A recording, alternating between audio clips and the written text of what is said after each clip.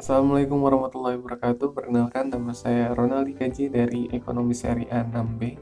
Di sini saya akan memaparkan mengenai kesimpulan dari materi kami yang berjudul Manajemen Strategi Memperoleh Produk. Di sini saya akan memaparkan hasil wawancara kami dengan Bapak Yudianto selaku pemilik dari Mebel Padilla di Stadion, tepatnya Jalan Stadion Airbang, Kecamatan Curug Tengah. Sebelum kita masuk ke kesimpulan dari hasil wawancara, ada baiknya kita bahas dulu apa itu produk dan apa itu manajemen. Yang pertama adalah manajemen. Manajemen adalah upaya atau strategi perencanaan, pengorganisasian untuk mengatur agar sesuai dengan tujuan awal. Jadi manajemen itu mudahnya adalah strategi atau proses perencanaan dan pengorganisasian sebelum melakukan suatu tindakan agar sesuai dengan apa yang kita inginkan di awal atau agar sesuai dengan tujuan. Itulah manajemen. Kemudian produk. Apa sih produk? Produk itu adalah hasil akhir dari proses produksi. Jadi kalau menurut teori produksi adalah kegiatan menghasilkan nilai guna terhadap barang atau jasa menggunakan faktor-faktor produksi. Nah, jadi barang atau jasa yang dihasilkan itulah yang disebut produk. Jadi konteksnya udah tahu kita sekarang. Jadi apa sih manajemen memperoleh produk? Berarti gampangnya manajemen memperoleh produk adalah perencanaan yang dilakukan sebelum akhirnya kita membeli suatu produk. Nah, itulah manajemen strategi memperoleh produk. Apa saja pertimbangan yang dilakukan dalam membeli produk? Itu adalah manajemen strategi dalam memperoleh produk. Atau apakah berpengaruh dari harganya atau daya tahan atau apa fitur-fiturnya atau variasinya. Tapi di sini konteksnya kita kerucutkan kembali bahwa di sini kita membahas tentang mebel. Jadi faktor produksi utama mebel adalah kayu. Jadi otomatis indikator-indikator seperti fiturnya itu hilang atau ragam daya tarik atau jenisnya itu hilang. Karena di sini kayu itu hanya mempunyai 3 jenis menurut pemaparan Bapak Yudianto, yaitu yang biasa Bapak Yudianto beli ya. Tentunya banyak jenis-jenis kayu lain, tapi yang biasa Bapak Yudianto beli adalah kayu jenis jati, kayu jenis medang, kayu jenis cempaka. Ada ketiga jenis ini. Itu adalah pemaparan Bapak Yudianto.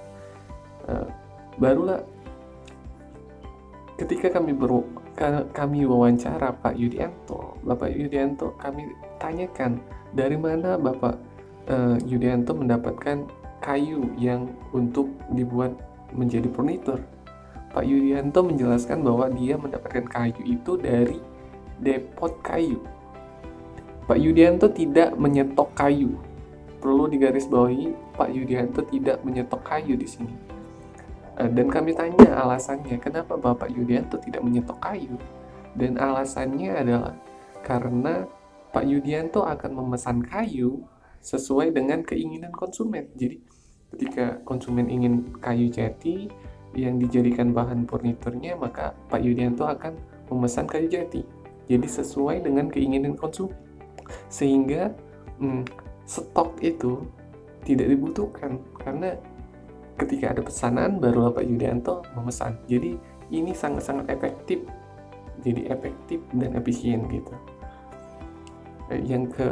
Yang kedua kami tanyakan kembali, apakah harga berpengaruh Pak dalam proses mempertimbangkan untuk membeli kayu? Pak Yudianto menjawab bahwa harga tidak berpengaruh karena Pak Yudianto menyesuaikan dengan kebutuhan konsumen. Jadi kalau konsumen butuh jati karena harganya naik, dia nggak jadi beli, nggak gitu.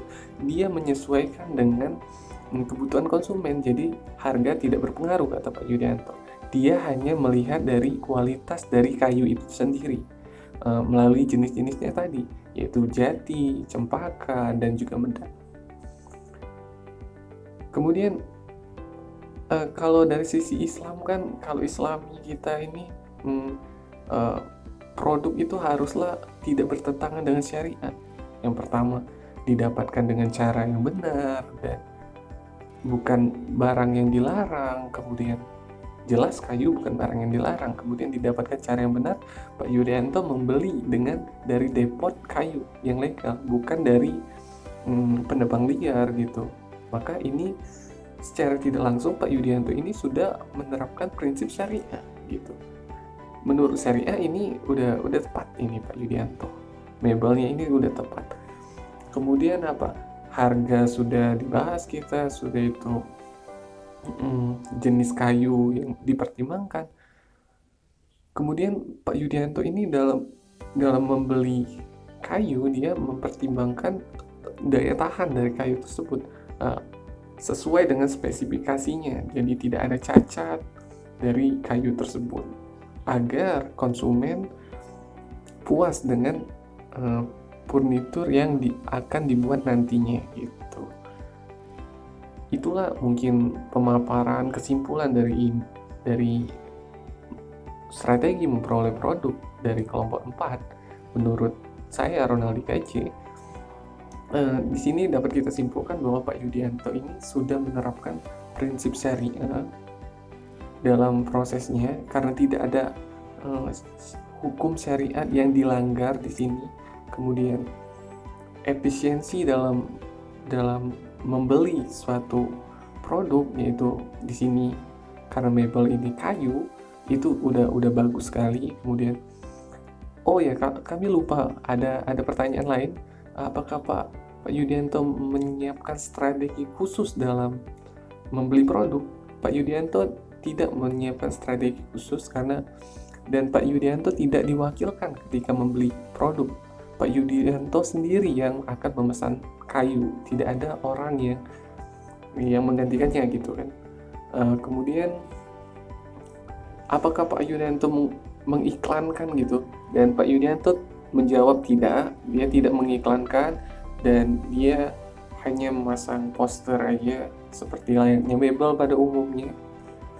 Dan di sini Pak Yudianto sangat mengedepankan kepuasan pelanggan karena terbukti dari dia tidak menyetok kayu, dia memesan kayu sesuai dengan keinginan konsumen.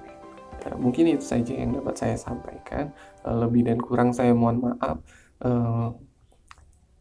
Wabillahi taufiq wal hidayah. Wassalamualaikum warahmatullahi wabarakatuh.